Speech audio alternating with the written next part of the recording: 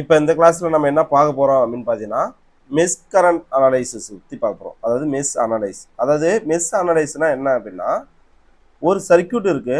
அந்த சர்க்கியூட்ல வந்து பார்த்தீங்கன்னா நிறைய லூப் இருக்கும். அதாவது லூப்னா ஒரு க்ளோஸ்டு சர்க்கியூட் நிறைய இருக்கும். அப்போ அந்த க்ளோஸ்டு சர்க்கியூட்ல கரண்ட் போகும். அப்போ க்ளோஸ்டு சர்க்கியூட்ல கரண்ட் போகும்போது இண்டிவிஜுவலாக ஒவ்வொரு லூப்லையும் தனித்தனி கரண்ட் போகும். ஸோ அதை வச்சு நம்ம என்ன பண்ண போறோம் அப்படின்னா ஒரு குறிப்பிட்ட ரெசிஸ்டன்ஸ் வழியாவோ இல்லை குறிப்பிட்ட இண்டக்டன்ஸ் வழியாவோ இல்லை ஒரு குறிப்பிட்ட கெப்பாசிட்டன்ஸ் வழியாவோ எவ்வளோ கரண்ட் போகுது அப்படின்றத நம்ம பார்க்கணும். ஸோ அதுக்கு தான் வந்து நம்ம என்ன பண்ணுறோம்னா மெஷ் அனலைசிஸ் வந்து பார்க்குறோம். ஸோ இப்போ நமக்கு வந்து கொடுத்துற சர்க்கியூட்டில் ஒரு பெரிய சர்க்கியூட் கொடுத்துறாங்க. அதாவது 3 மெஷ் இருக்கிற மாதிரி, அதாவது 3 லூப் இருக்கிற மாதிரி ஒரு சர்க்கியூட் கொடுத்துறாங்க. அந்த 3 சர்க்கியூட்லேயும் அந்த 3 லூப்லேயும் நம்ம என்ன பண்ணுறோம்னா ஒவ்வொரு லூப்புக்கும் தனித்தனியாக ஒரு ஒரு கரண்ட் போகிற மாதிரி நம்ம அசியூம் பண்ணிக்கணும்.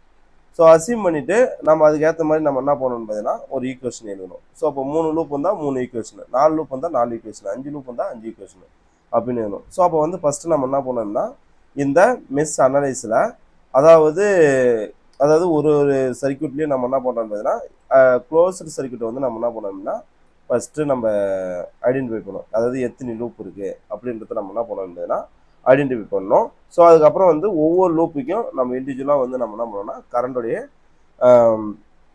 நேம் வந்து கொடுக்கணும். சரிங்களா? அதாவது கரண்டோடைய நேம் வந்து கொடுக்கணும். I1, I2, I3 அப்படின்னு கொடுக்கணும்.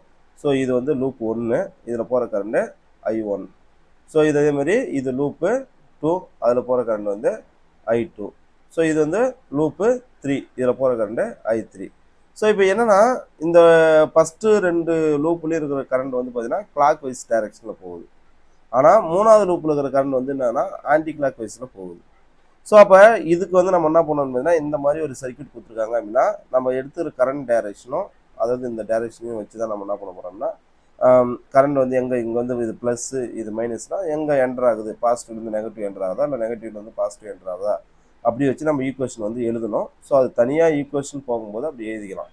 ஆனால் இங்கே நம்ம என்ன பண்ணுறோம்னு பார்த்தீங்கன்னா ஸோ ஒரு சர்க்கியூட் இருக்குது. இந்த சர்க்கியூட்டில் வந்து போகிற கரண்ட் எவ்வளோ, ஒன்றாவது லூப்பில் எவ்வளோ கரண்ட் போகும், 2வது லூப்பில் எவ்வளோ கரண்ட் போகும், 3வது லூப்பில் எவ்வளோ கரண்ட் போகும் அப்படின்னு பார்ப்போம். அதேமாரி இந்த ரெசிஸ்டன்ஸ் இருக்கு இல்லையா, இதில் வந்து 2 கரண்ட் போகும். அதாவது இந்த இதில் போகிற I1 கரண்டும் ப்ளஸ் இந்த I2 கரண்டும் வந்து என்ன பண்ணணும்னா போக செய்யும்.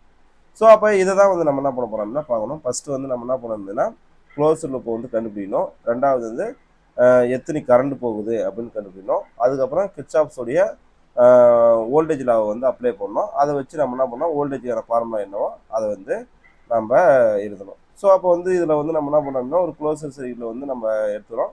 ஸோ அப்போ ஃபஸ்ட்டு என்ன பண்ண போகிறோம் அப்படின்னா லூப் 1ல் போகக்கூடிய கரண்ட் வந்து I1 கரண்டும் I கரண்டும் ஈக்குவல் அப்படின்னு நம்ம எடுத்துக்கிறோம்.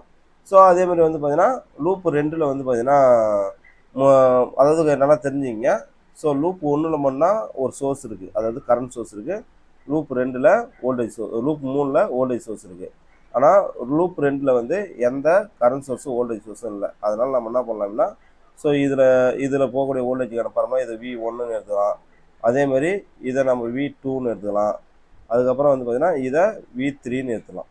சரிங்களா? இதை V3ன்னு எடுத்துக்கலாம் ஈக்குவல் டு 0. அதாவது என்னன்னா கிர்ச்சாஃப்ஸோடைய வோல்டேஜ் லா என்ன சொல்கிறாங்கன்னா algebraic sum of voltage drop plus algebraic sum of EMF source equal to 0 அப்படின்னு எழுதுறாங்க. இது இஎம்எஃப் சோர்ஸ் இல்லை, அதனால் 2வது லூப்பில் 0 எடுத்துக்கலாம். ஆனால் முதல் லூப் அப்படி கிடையாது.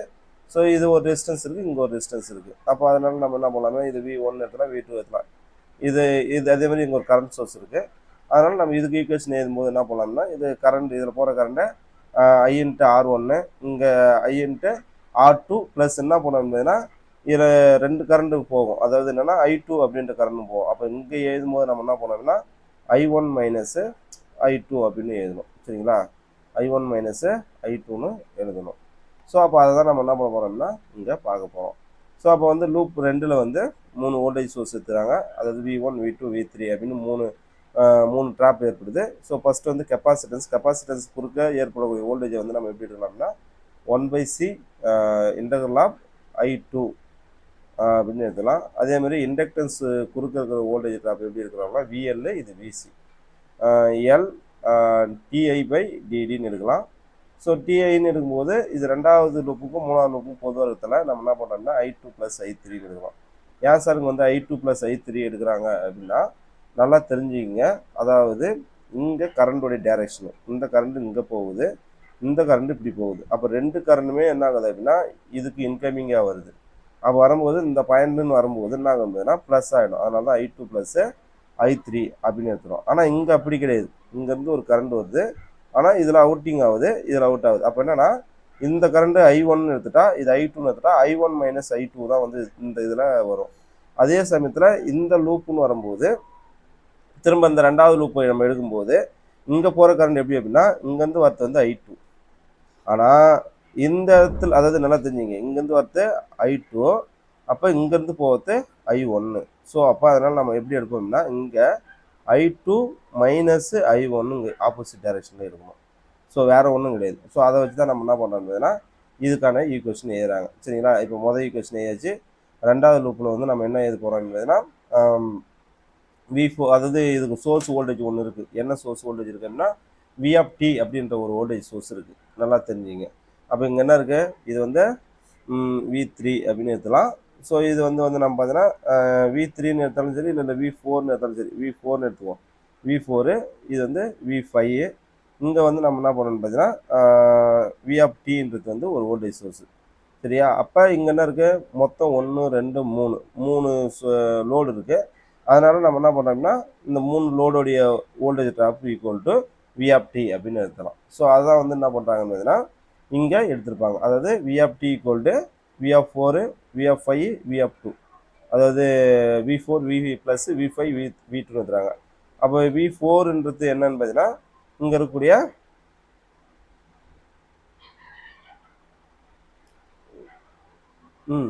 V4ன்றது என்னன்னு பார்த்தீங்கன்னா இங்கே இருக்கக்கூடிய இந்த ரெசிஸ்டன்ஸு, அதே மாதிரி V5ன்றது இங்கே இருக்கக்கூடிய இண்டக்டன்ஸு. ஆனால் இங்கே இருக்கக்கூடிய V2ன்றது வந்து பார்த்தீங்கன்னா இண்டக்டன்ஸ் வழியாக போகக்கூடிய கரண்ட்டு. ஸோ அப்போ அதெல்லாம் வந்து என்ன பண்ணிருப்பாங்கன்னா எழுதிருப்பாங்க. அதாவது V4 வழியாக வந்து 2 கரண்ட் போகுது. என்னென்ன கரண்ட் போகுது, அதாவது R3 ரெசிஸ்டன்ஸ் வழியாகவும் R4 ரெசிஸ்டன்ஸ் வழியாகவும் I3 அப்படின்ற கரண்ட் போகும். ஆனால் அந்த இண்டக்டன்ஸ் வழியாக என்ன பண்ணோம்னா I2 + I3 அப்படின்ற கரண்ட் போகும். இந்த 2 ஈக்குவேஷனு. ஸோ மொத்தம் நம்ம என்ன பண்ணோம்னா 3 ஈக்குவேஷன் வச்சு அதை சால்வ் பண்ணால் நம்மளுக்கு என்ன கிடைக்கும்னு பார்த்தீங்கன்னா அதாவது பவரையோ ரெசிஸ்டன்ஸையோ கண்டுபிடிக்கலாம். இதான் வந்து என்னென்னா மெஷ் அனலைஸுக்கான மெத்தட். சரிங்களா?